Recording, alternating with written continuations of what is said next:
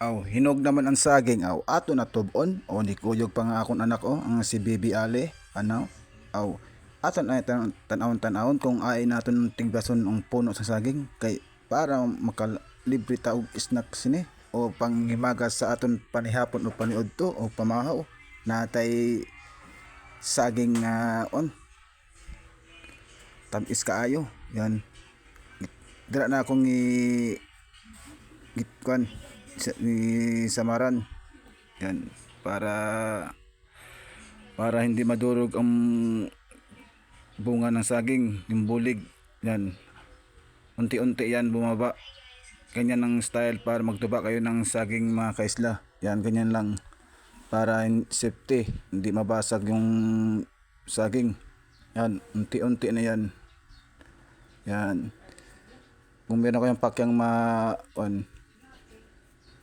hawakan yung maigi tapos yan malapit na yan libre na oh.